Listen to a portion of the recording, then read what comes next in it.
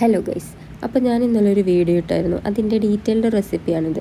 ഇത് വേറൊന്നുമല്ല, നമ്മുടെ എല്ലാവരുടെയും വീട്ടിലുണ്ടാക്കുന്ന മുട്ടക്കുഴലപ്പമാണ്. ഏലാഞ്ചി എന്നായിരിക്കും ഇതിൻ്റെ ഒരു കോമൺ നെയിം, പക്ഷേ ഞങ്ങളുടെ ഇവിടെയൊക്കെ പറയുന്ന മുട്ടക്കുഴലപ്പം എന്നാണ്.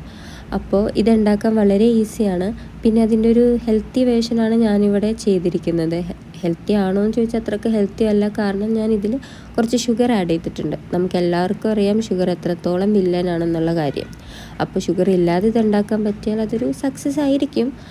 ഷുഗർ ഇല്ലാതെ ഇത് കഴിക്കാൻ പറ്റിയാൽ അതിലും വലിയ സക്സസ് ആയിരിക്കും. ഞാൻ എന്തായാലും കുറച്ച് ഷുഗർ ആഡ് ചെയ്തിട്ടുണ്ട്. അപ്പോൾ ഇതുണ്ടാക്കാൻ വേണ്ടിയിട്ട് ഒരു മിക്സിയുടെ ജാറിലേക്ക് കുറച്ച് ഗോതമ്പ് പൊടിയും ഒരു ഹോൾ എഗ്ഗും പിന്നെ കുറച്ച് ഷുഗറും ഒരു നുള്ളുപ്പും കുറച്ച് വെള്ളം ഒഴിച്ച് ഈ ഒരു കൺസിസ്റ്റൻസിയിൽ ഒന്ന് ബ്ലെൻഡ് ചെയ്തെടുക്കുക. അതൊരു പാത്രത്തിലേക്ക് മാറ്റിയിട്ട് നമുക്ക് ദോശ ചുടുന്നത് പോലെ ചുട്ടെടുക്കാം. ഒരു പാൻ അടുപ്പത്ത് വെച്ചിട്ട് എണ്ണയോ നെയ്യോ ഒന്നും ഇടാതെ ഒന്ന് ചുട്ടെടുക്കാം. ദോശ ചുടുന്ന കാര്യം പറയുമ്പോൾ പണ്ട് എനിക്ക് ദോശയൊന്നും ചുടാൻ അറിയില്ലായിരുന്നു കേട്ടോ. പണ്ട് വീട്ടിൽ ആരും ഇല്ലാതിരുന്ന സമയത്ത് ദോശ ചുടാൻ പറ്റാതെ മനസ്സ് നൊന്ത്, ഈ ഒരു ഷേപ്പിൽ ചുട്ടെടുക്കാൻ പറ്റാതെ മനസ്സ് നൊന്ത് ഞാൻ ആ ദോശപ്പൊടി കൊണ്ടുപോയി കളഞ്ഞിട്ടൊക്കെയുണ്ട്. ഞാനാണ് ഇപ്പോൾ ഇത്ര പെർഫെക്റ്റായിട്ട് ദോശ ചുട്ടെടുക്കുന്നത്.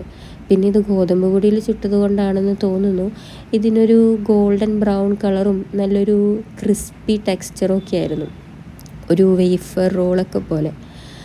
അപ്പോൾ ദോശ ചുട്ടിട്ട് നമുക്കൊന്ന് മറിച്ചിടണമെങ്കിൽ ഇടാം, കാരണം കുറച്ചും കൂടി ക്രിസ്പിയായി കിട്ടാൻ വേണ്ടിയിട്ട്. മൈദ അല്ലല്ലോ നമ്മളിവിടെ എടുത്തിരിക്കുന്നത്, സാധാരണ മൈദയാണ് യൂസ് ചെയ്യുന്നത്. ഞാൻ എടുത്തിരിക്കുന്ന ഗോതമ്പ് പൊടിയാണ്.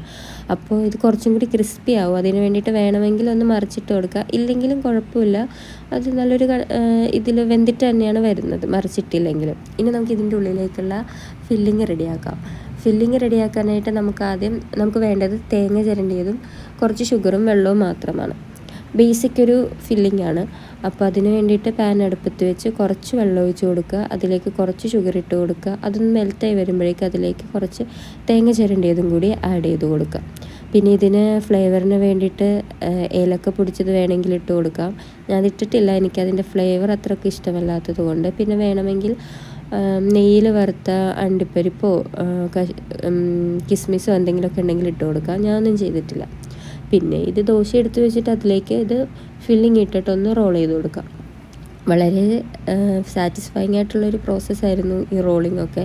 ഇതാണ് ഞാൻ പറഞ്ഞത്, നല്ല വേഫർ റോള് പോലെ വന്നു എന്ന്. അതിൻ്റെ ഒരു കാണാനുള്ളൊരു ലുക്കും ഷേപ്പും ടെക്സ്ചറും ഒക്കെ അതുപോലെ തന്നെയായിരുന്നു, നല്ല ക്രിസ്പി ആയിരുന്നു. ഇനി ഇത് വൈകിട്ട് 4 മണിക്ക് നമുക്ക് ചായയും കൂട്ടിയിട്ട് കഴിക്കാം, അത്രേ ഉള്ളൂ. അപ്പോൾ കൂടുതൽ ഇതിലും ഹെൽത്തി റെസിപ്പീസിന് വേണ്ടിയിട്ട് ലൈക്ക്, ഷെയർ ആൻഡ് സബ്സ്ക്രൈബ്.